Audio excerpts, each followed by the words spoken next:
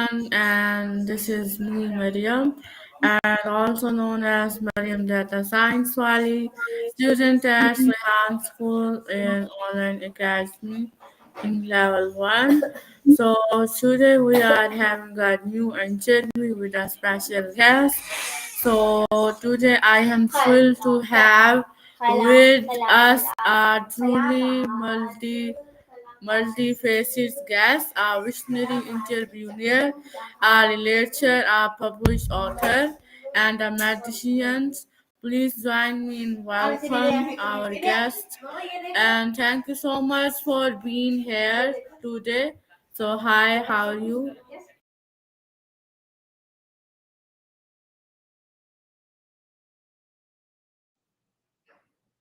Oh, hi.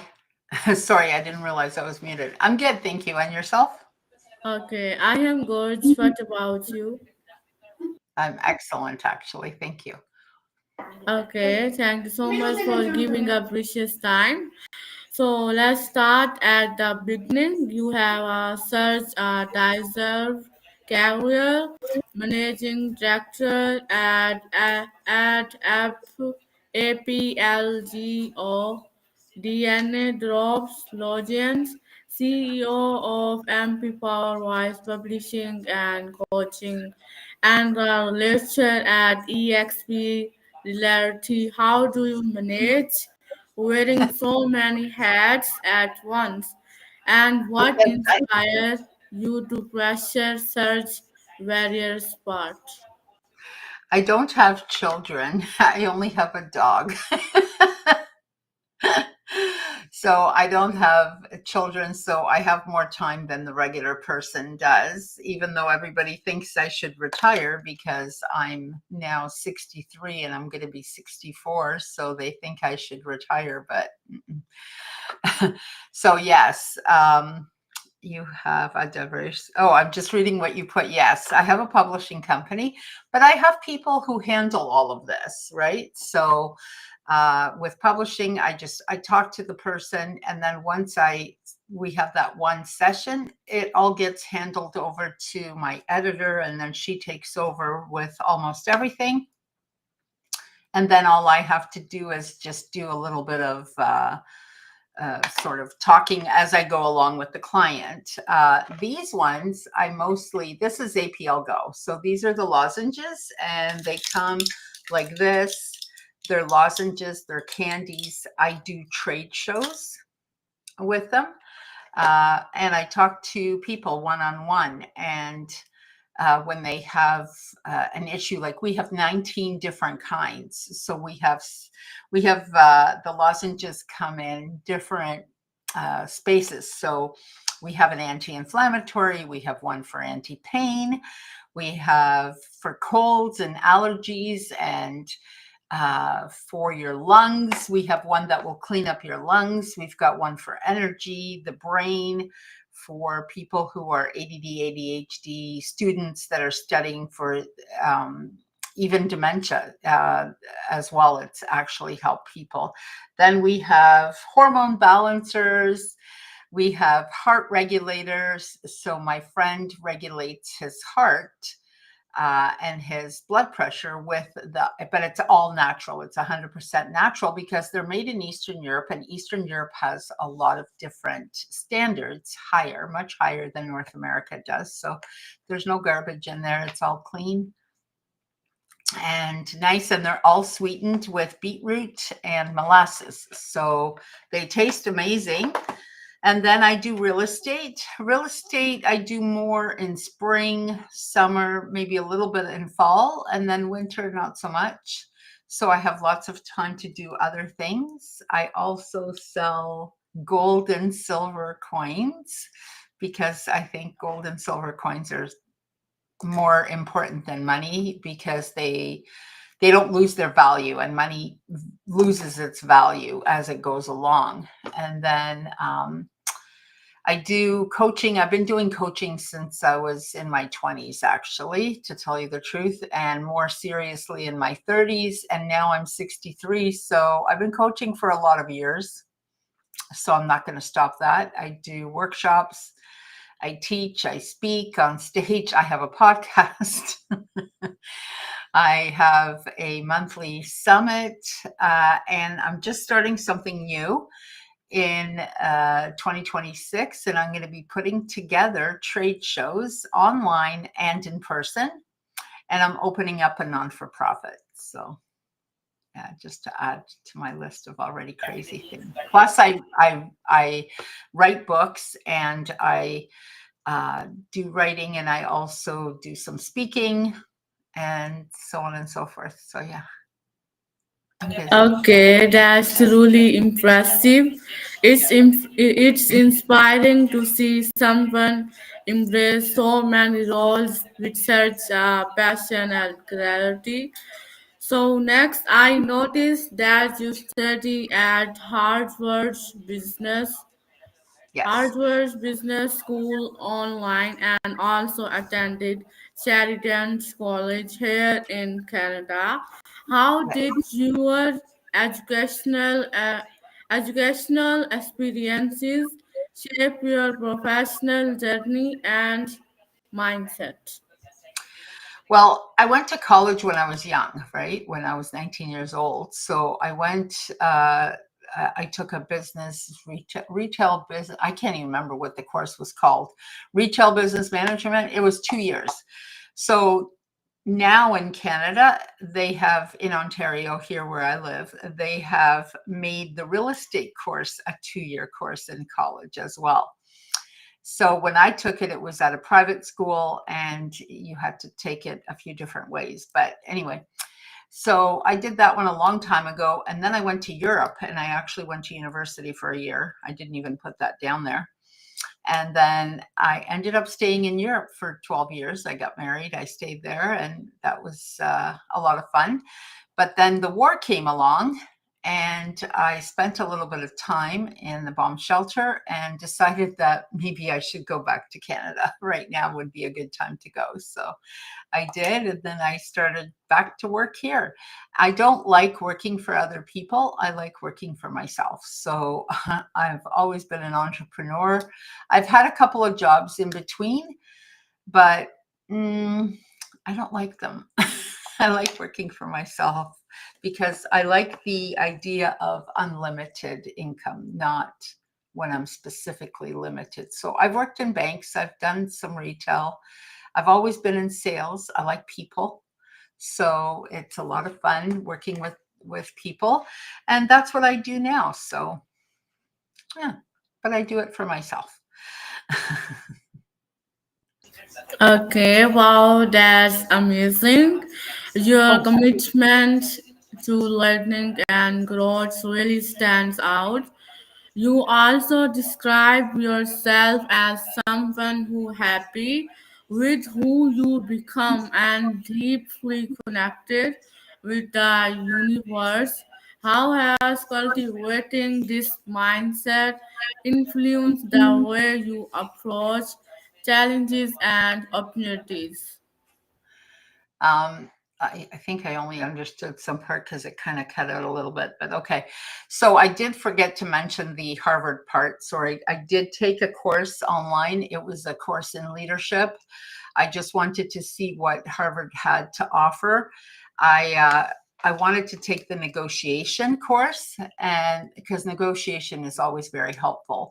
Uh, and now that it just makes me a better communicator and a better salesperson and just a better person. And, when you're taught to negotiate in a calm way, it's just so much easier. And together, actually, with the Harvard education, the bank code breaker, which is the personality assessments, which are these are the cards that we use for that.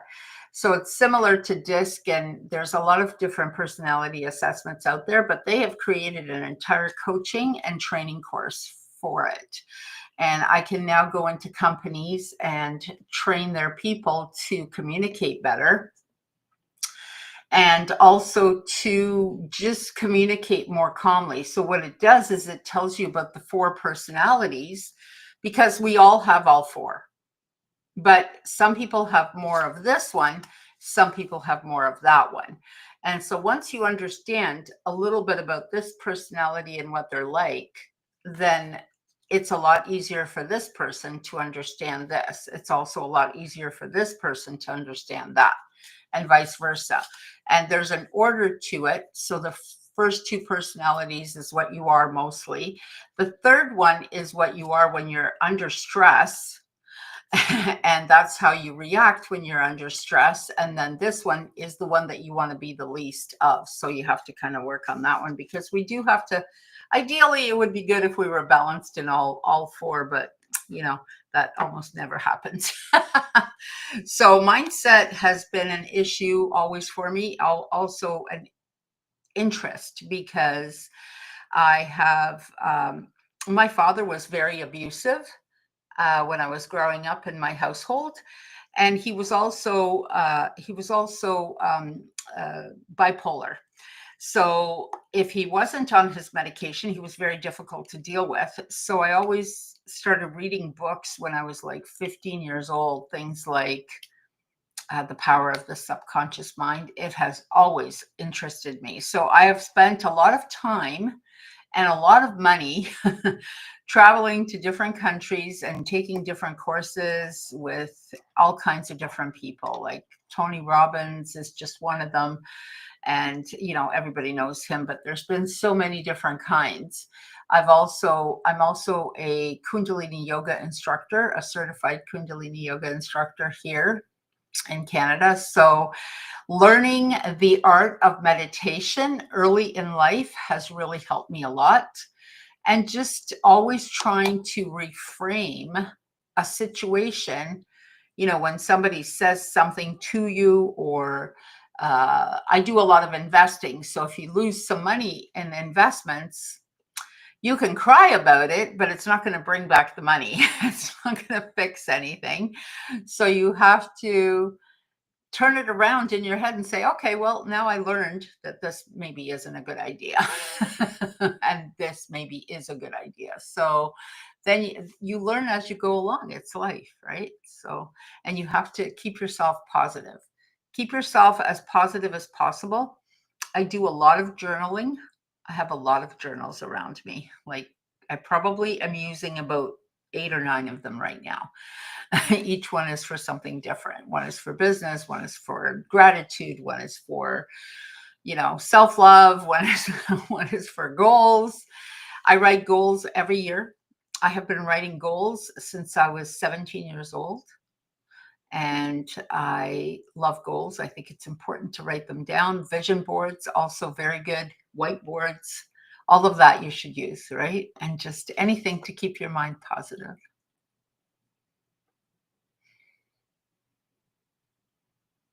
Okay, that's beautiful. Your positivity and mindfulness truly shine through. And my next question about your favorite quite show your perspective, optional, and what people see when they take their eyes off their goals, and love is always better than fear. Can you share a personal story where these principles guided you through a tough decision? Well, when you take, it says I'm muted. Oh, okay, good. When you take your eyes off your goal, you get all this other garbage in front of you, right? Like, oh, she said this about me. He said this, this is what this person said to me about this, or he told me no when I went to go try to sell this, and he doesn't like this, and who cares?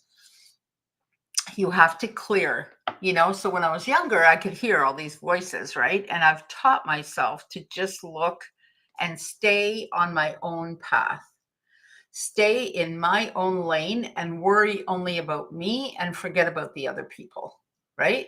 I don't mean I don't care about other people. I care, but I don't care if if they approve of my lifestyle or not, or if they approve of me, or they think good things. If you want to say something good to me, that's great. I'm happy to hear it. But if you want to tell me some negative story that you think I'm doing this, that, or the other, hopefully you won't bother me. And if you do, I just say, thank you. Thank you for sharing. And then I move on, because that's that person's opinion. And that's not my opinion of me. And that's not necessarily true, because sometimes people, they give you an opinion of what's inside of them. They don't give you an opinion of what they see in other people. They give you an opinion of what they feel, how they feel about themselves, and then they take that opinion and they project it, or that feeling, they project it onto somebody else. So somebody who's very happy, and you can usually tell this, when someone's very happily married, they're only going to say very good things about marriage, right? It's funny, because the other day, one of the girls, that we were in a meditation class, and the girl says, she goes, "Oh, all men cheat." And I said, "Not all men." Not all men. And why are you saying that? And she goes, "Oh yeah, no, they all cheat. My father cheated, blah, blah, blah, blah, blah, blah." And I'm like, where did that come from? I go, "You're not even married." She's never been married, ever. Like, she's 52 or 3 years old, and she's never been married. And I'm like, why are you even saying that? It's kind of funny to me. And she goes, "Yeah, that's why people break up, because the man cheated." And I said, "That's not why I broke up with my husband." I go, "My husband was an alcoholic, which is why I broke up with him. He might have cheated. I don't know. I didn't catch him. I don't really know. But I left him because of this, not because of that." And it was just kind of funny the way people, uh, they figure things out in their head. This is what it is. And it was because her mother left her father because he cheated. And I said, "Oh my gosh, that's like, okay." But, people giving you their opinion, and they've never been married, or people who have, like one of my friends, she doesn't own anything. She just never has owned anything. She doesn't own a house. She doesn't own a car. She doesn't own anything. I think the biggest thing she owns is her laptop. And she's never owned anything. And I was saying to her, I have 5 properties. I'm having some issues with, tenants here, whatever. And she's like, "Well," I don't know what she said to me. And I thought, why are you saying that to me? Like, you don't even have anything. Why do people have an opinion about something that they know nothing about? How can you know about owning property and owning and having tenants if you've never had that before? So how does that work? It's like being married. Well, how does that work? Well, if you've never had a business, how do you explain that if you've only ever worked for a living, And it's funny, because her family, like her uncles and aunts, there's a few of them that have quite a few things, and so they give her a hard time. They always say, "Oh, you need to get a better job, you need to get something, you need to do this." So she feels. And I said, "Who cares what they say? If you don't want to own something, you don't have to. People rent their whole life. Like, that's okay. There's nothing wrong with that. It's just what you choose, right? We choose this. I choose this. You choose that. Everybody's happy." And you have to just have that understanding that people will always give you their opinion from where they are, not from where you are. It actually has nothing to do with you. So if you have that understanding up here, then this part here is easy.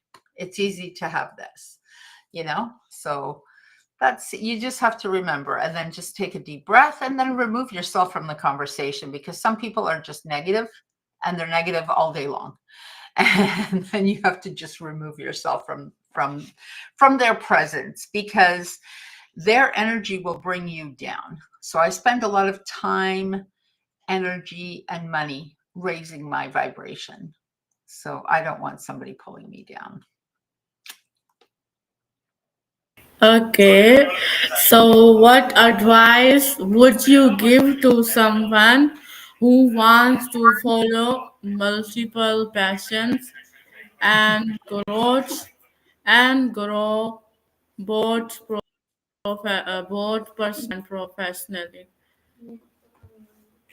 That's So, question. so I have three coaches, and I'm going to tell you that the first thing you should get is a really good coach, because I spend a lot of time telling people it's okay to do more than one business, and then I help them get started. And frequently, they'll want to do this, one of the same things I do, or maybe two of the things I do. It just depends.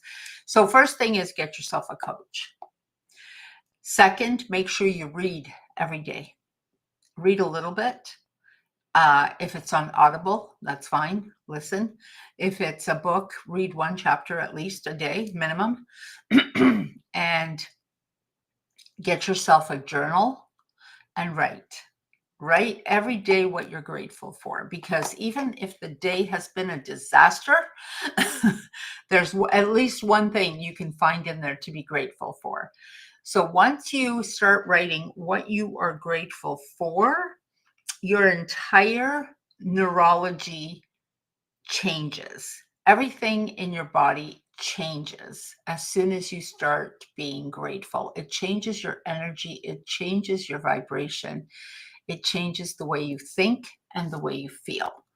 And so those are the three things that I would say go and do. Meditation, of course, for me is number one.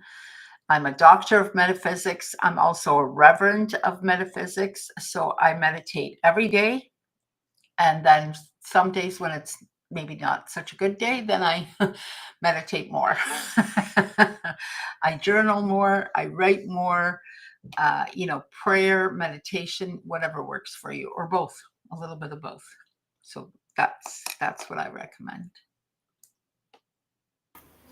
Okay, that's wonderful advice. And Dr. Mariam, thank you so much for sharing your insights and experiences. It's been an honor to learn about your journey and the incredible work you are doing across multiple industries. So now let's end it, the session and interview. So our time is 9:25 p.m. in Pakistan Standard in night, and our day is Thursday. Date is 4 December 2025. So hope so everyone liked this show. So goodbye. Nice to meet you. Have a good day. Thank you so much. Thank you for the interview, and everybody have a beautiful day.